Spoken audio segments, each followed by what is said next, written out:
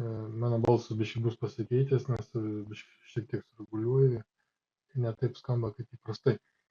Tai dirbtinio intelekto užklausiau, video kūrimas per dirbtinį intelektą.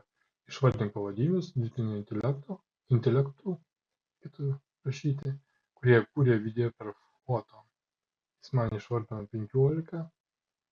Jeigu aš dar būčiau patikslinęs tiksliai, kurie išvardink mokamus ir nemokamus ir būtų atskyrę dar mokamus ir nemokamus. Aš iš bendro pasirinkau Romvai pirmą tą, vienas populiariausių dirbtinio intelekto įrankių leidžiančių kurti vaizdo įrašus iš nuotraukų.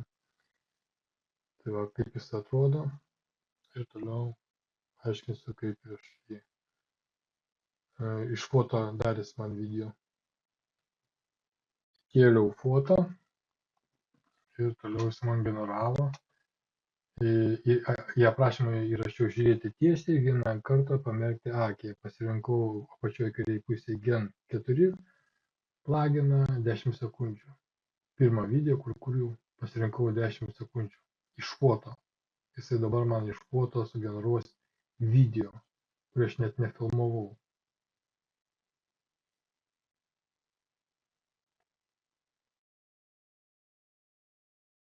Paleidžiam tą pirmą video. Jisai, panašumo aš turiu, aš negaliu pasakyti, ar pilnai, šiek tiek galbūt kažkur tai ne visiškai panašumas eina, kaip jau pakeliu galvą. Bet pirmas videos vis tiek su panašumu, aplinkui jis nuklonavo visos mašinas judančius, žmonės judančius. Pasirenku kitą 5 sekundės, pluginą Gen 4 turbo, žiūrėti tiesiai, nusišypsotis. Jis man sugeneruoja antrą video. Sugeneravo. Toliau paleisim.